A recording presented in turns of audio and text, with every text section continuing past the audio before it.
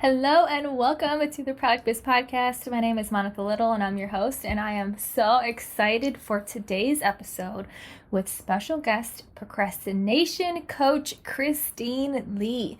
We have such an awesome conversation about what procrastination actually is, how it can show up in the form of self-sabotage, how procrastination is actually stopping you from reaching your goals, and what you can do about it. This is such an awesome conversation with Dr. Christine Lee. Not only is she a procrastination coach, but she is a clinical psychologist. And in her procrastination work, she specializes in helping her clients identify and understand the actual stories, the beliefs behind the procrastination, so you can reconnect with your natural motivation, your natural talent, and be productive in what you do. She uses a very unique coaching process that's a blend of mindset strategy, time, and emotional management, and has an amazing belief in the power that each of us have as individuals. She's also the host of the Make Time for Success podcast, which features stories of people who have overcome self-doubt and resistance to find personal and professional success. I am so excited for you to hear from Christine today, and if procrastination is something that you struggle with, if you have a never-ending to-do list and you're not making much progress, if you find yourself getting busy with busy work instead of doing the hard things that you need to do in your business, then you are going to love today's episode. Without further ado, let's chat with Dr. Christine Lee. Are you ready to go behind the scenes and learn what it really takes to create consistent sales each and every month with your handmade small business? Join me, Monica Little, self-taught multiple six-figure small business owner and your product business coach, as I give you the insight and inspiration on how to better run your business and increase your sales in ways that you may not have even been aware of, so that your business can truly become what you knew it could be back when you first started. Learn how to let go of perfection, overcome the fear of failure that is holding you back, and finally start taking action so that you walk away feeling like you've cracked the code on how to run a successful small business. You're listening to the Product Biz Podcast. Well, hello, Christine. I'm so excited to have you here today on the Product Biz Podcast to talk all about procrastination. Thank you, Monica. So happy to be here. Happy to see you. Oh my gosh, this is like the perfect episode starting in January and the new year as people make resolutions. So I would love to dive into all things procrastination with you, knowing that you are a procrastination coach. But before we get there, I would love for you to just introduce yourself so the person listening gets to know about who you are and what you do. Well, thank you for that, Monica. I am so happy to be here. I'm Dr. Christine Lee. I am a clinical psychologist, which is how I got the doctor ahead of my name. I have also been calling myself procrastination coach for over a decade online. So I've been around the block a time or two. It's been really fun online. It's caused me to open up a whole different side of me, I think, that is different than the part of me that I use for therapy and therapy clients. Of course, there's marketing and being on camera and selling and all of that fun stuff.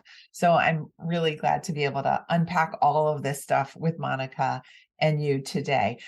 I feel like my specialty came about, quite honestly. I have been a lifelong procrastinator, and a couple of decades ago, I began my recovery. A certain few life events happened, including starting a family or adding to my family, that caused me to really bear down and say, if I don't figure this stuff out, my entire family is going to go down with me. And I just didn't, of course, want that to happen. And in the process of helping myself and helping clients, I've come up with lots of very simple but very meaningful techniques to help people observe themselves and think well of themselves and get their energy together to move forward in the best way possible. And this is where I'm at in my business and in my practice and in my work right now. I'm in this nice space where I've been around the block a time or two. I feel confident in my body, mind, and in my message. And I'm just ready to deliver it to as many people as will listen. Oh my gosh, and I love that because I think procrastination is such a common thing. There's so many people that I think struggle with it, and I know some of my clients struggle with it too, and they've even asked me like, "Oh my gosh, I procrastinate so much. What do I do? How do I get over procrastination?" And sometimes I struggle with answering that because I'm personally not someone who struggles too much with procrastination. I think as we talk, I'll probably maybe change that and be like, "Okay, I think I might actually be procrastinating." But I struggle with answering that question for other people. So when we connected and I saw your procrastination coach, I'm like, this episode is going to help so many people. It's such a specific topic. So I love to hear how you got started and your passion behind it. But I think to just level set things, I would love to know your definition of what procrastination truly is, and maybe what are some examples of how procrastination shows up with others.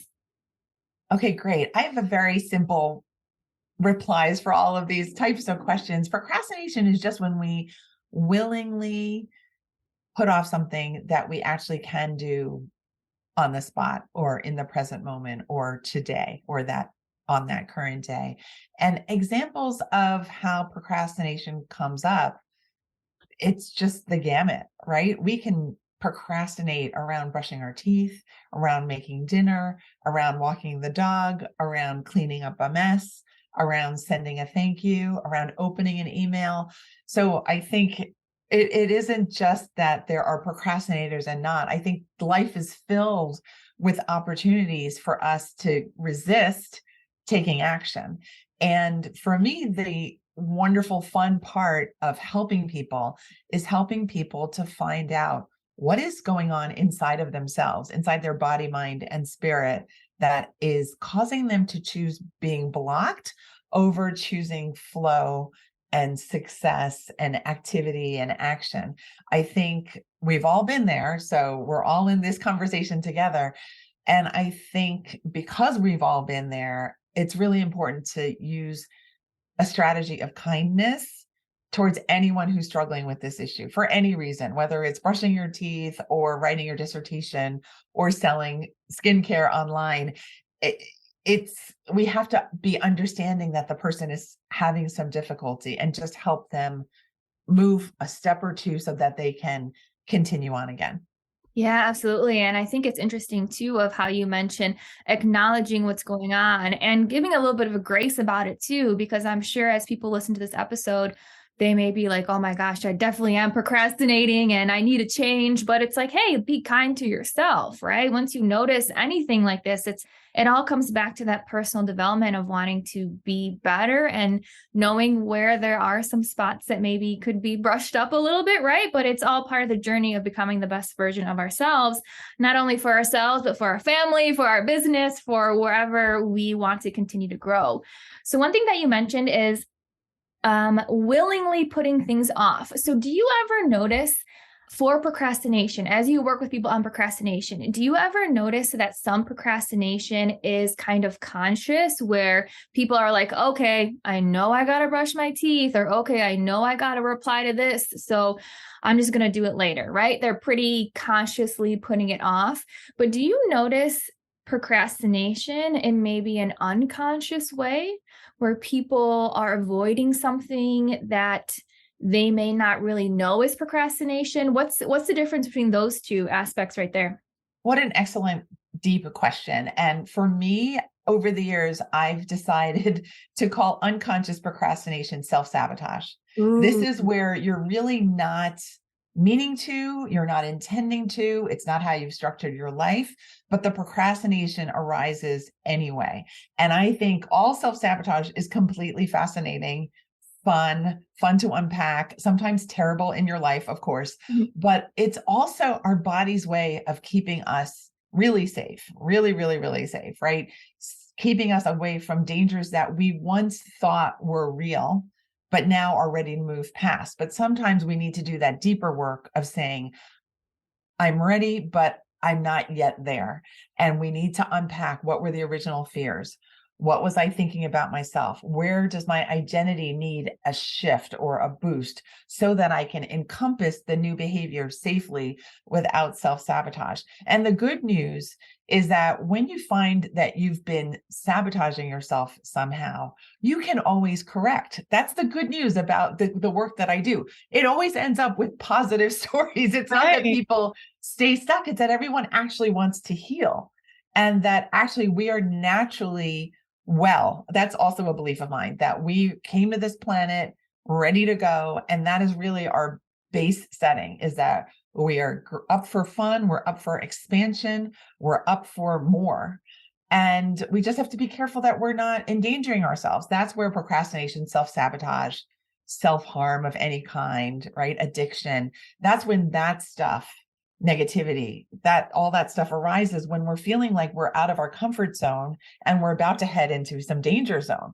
And that again is understandable. We need to be very kind to ourselves. As entrepreneurs, we're like the brave heroes and heroines Yeah. of the world these days because we're literally creating things that don't exist for the benefit of other people, while also having to deal with our own personal demons and gremlins and hangups along the way. It's not an easy game. And anyone who's listening to your podcast is in this game with us. And so take my advice, calm it down, be super kind to yourself. And if you could eliminate the self-criticism and the shame, what would be left? What would be the issue that you would need to work through? And just look at it as a very neutral landscape rather than I'm never going to make it. My future is in the toilet. I'll never get another sale. That kind of doomsy thinking helps no one. Yeah, oh my gosh, there's so many things that you said that resonate so much. And I want to give one example of self-sabotage. I absolutely love how you said conscious procrastination is procrastination, right? You know that you should do something, but you're not doing it. But unconscious procrastination is self-sabotage. That is an awesome way to look at it. And one thing I want to mention, just as an example of how this really creeps up, and I would love to know if you have examples from yourself or clients too, but I noticed for myself, there was this one part of a project that I had on my list to do for the last like 2 months.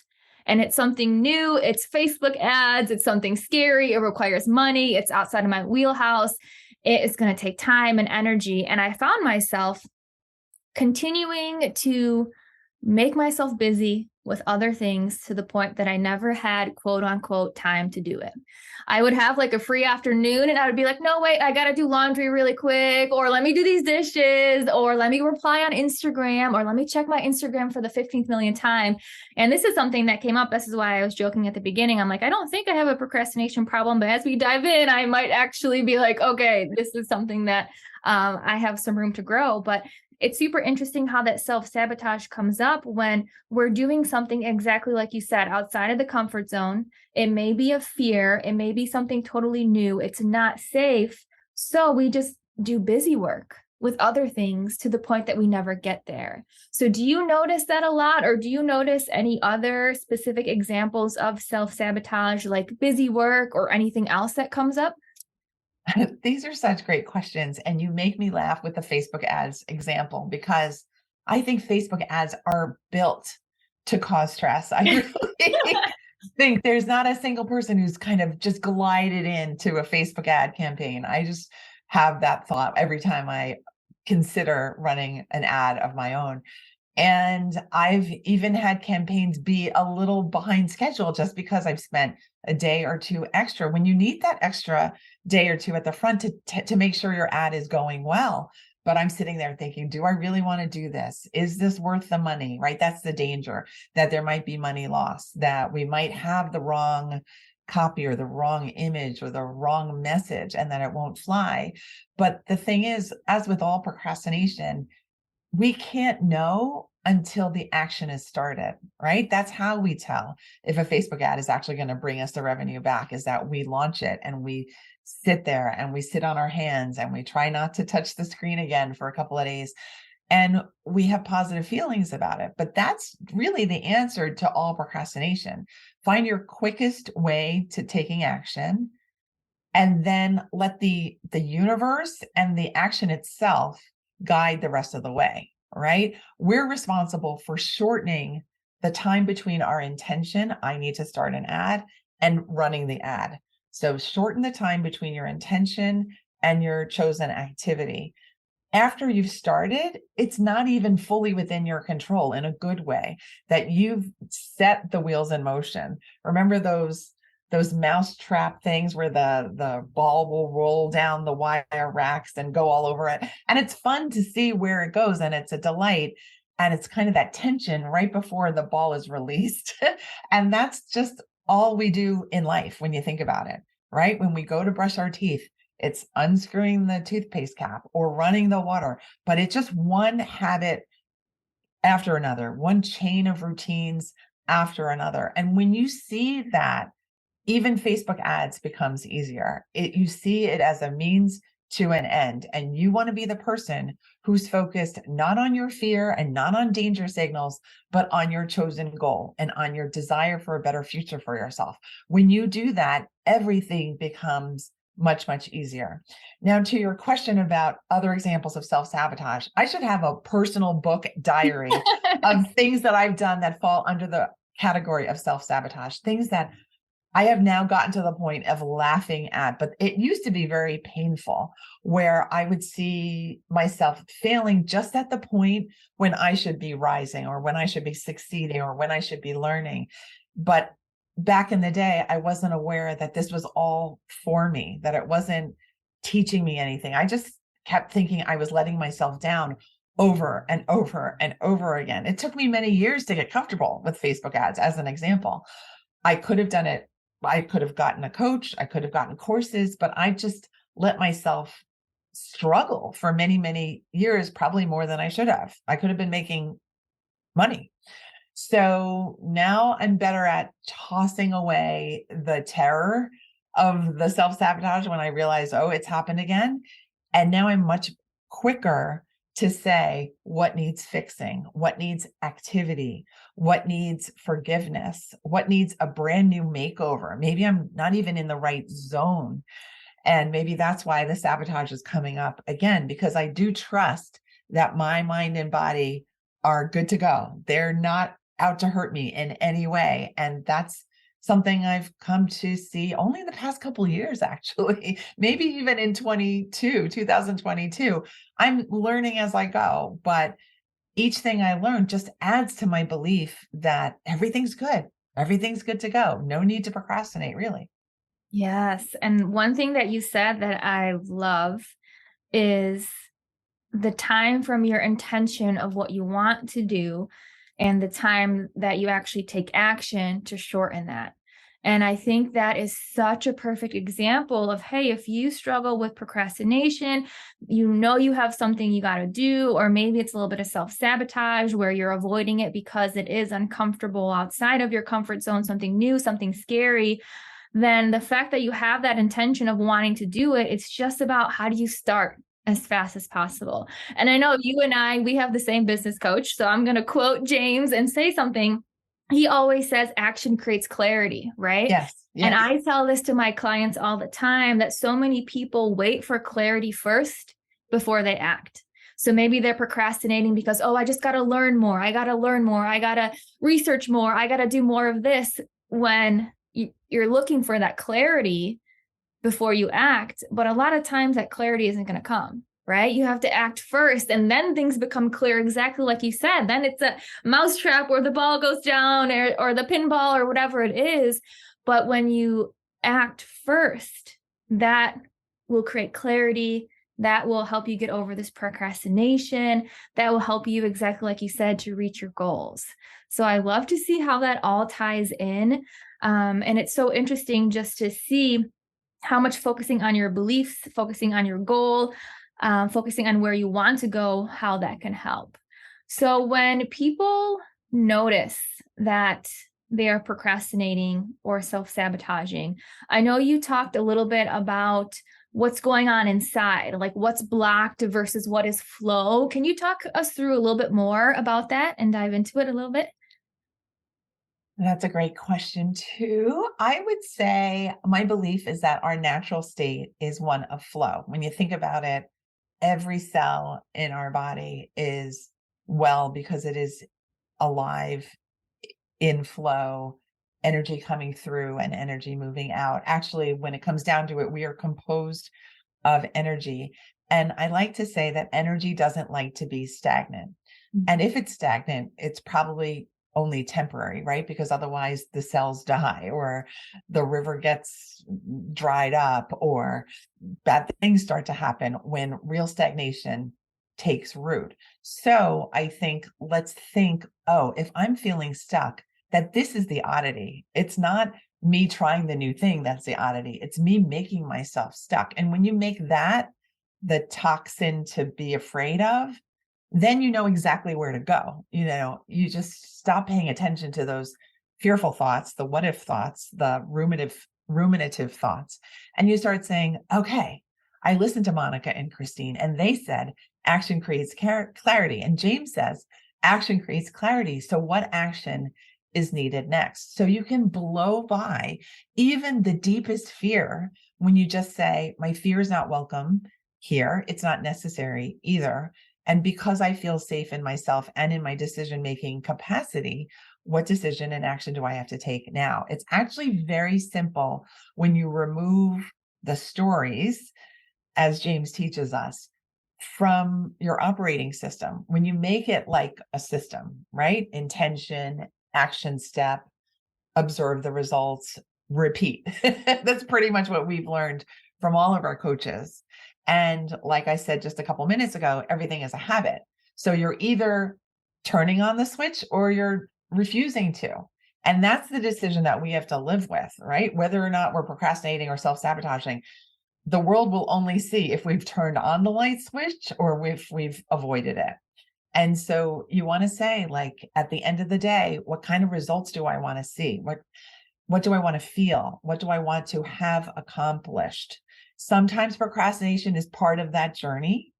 And we have to, I say, I don't want to turn people into robots where they never fear and they never think about things.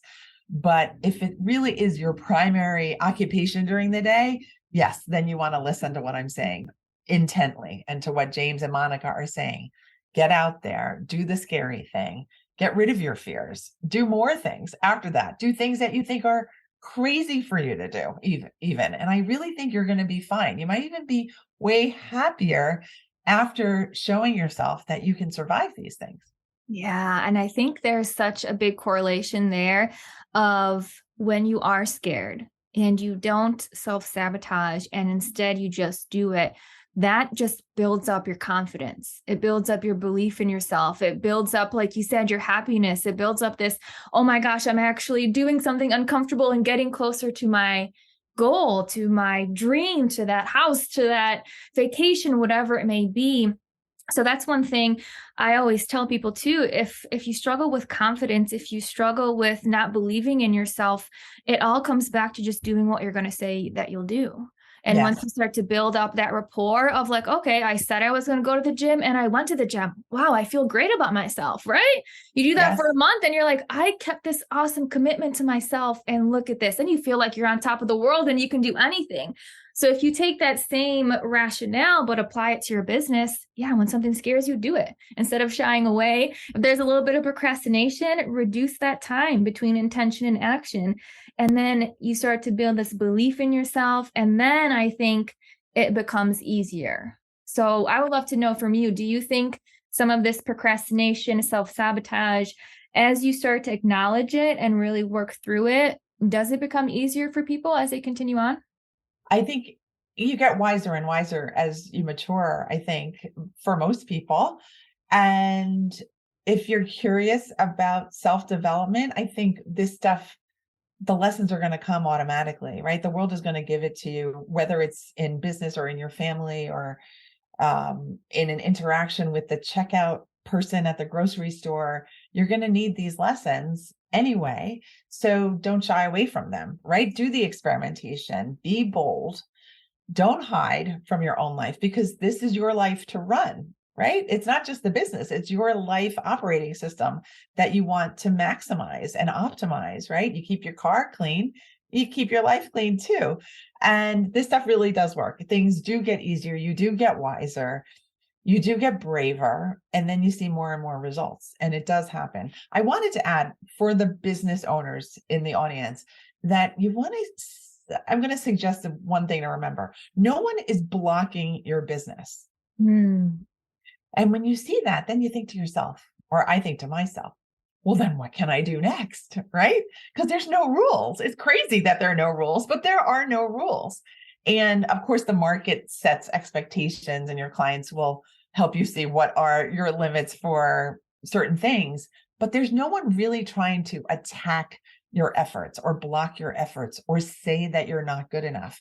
It's us that is oftentimes the culprit, right? The block, the interference, the resistance, the slowdown of our systems. And we just want to make sure that we're treating ourselves not just in mindset, but in body, how we go to the gym and how we eat and sleep and all of those habits as well.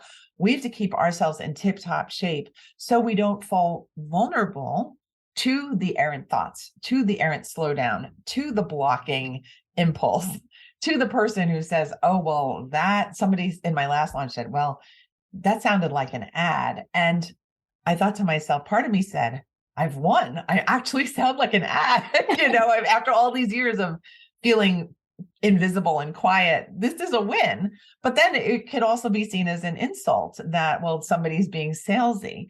And I thought, let me just leave that as it is, because I've put myself out there, right? I've done my best, and I cannot control what any one particular potential client or non-client is going to think about my performance. I'm just proud of what I gave. And I'm actually proud that it sounded like an ad because it meant that somebody knew I was selling.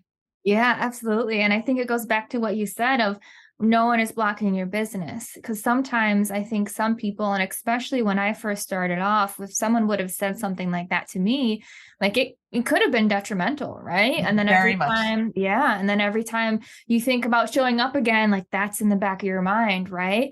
But when you truly believe no one is blocking the success of your business. Anything is possible. You are capable of reaching any goal, any dream.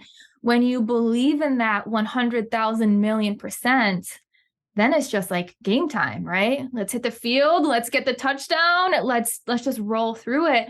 And it's having that belief and just knowing that your success is inevitable if you put in the work. And it requires this type of work too. Mostly Yes. this type of work. The procrastination, the self-sabotage, the limiting beliefs, the stories, that's like 80% of it, right? And then Yes. it's actually doing the work on the laptop and things like that. Yes. I absolutely love how you said that, because that's such a big part of running a business that I think a lot of people try to bypass. And there's this other quote that my friend says, which is, your business is your best personal development journey. So this is part of it, learning where you self-sabotage. Yes, yes. It really is. And I did not know it was going to be that way when I started. I had a very open heart. I wanted to help the world. And it ended up, the whole process helped me so much, immeasurably. And I know you and I are connected in other ways as well. We have had another coach. Our podcast coach is actually the same person. Monica just recently told me. And that's just also something to put in this conversation, that we can seek support in so many different ways, that although it's a self-development journey, you don't have to feel like you're suffering in that growth process, because really we're all jumping over the same hurdles and going through the same hoops. So find those beautiful coaches, find the right podcast person for you, find the right mentor, and open yourself up, because it's just a game. It really is a game that you can win. Absolutely. Just as Monica has so wonderfully said, it's fun when you're in there, when you feel confident, when you know nothing is blocking you, and you know the results you want to see. Go get them. Oh my gosh, I love it. I think that was just so beautifully said. And I'm just so happy to have this conversation. I know it's going to help the person listening and so many others. I would love to end with knowing where people can follow you. What's your Instagram? I know you have a podcast too. So tell us more about where people can learn more from you. Thank you so much.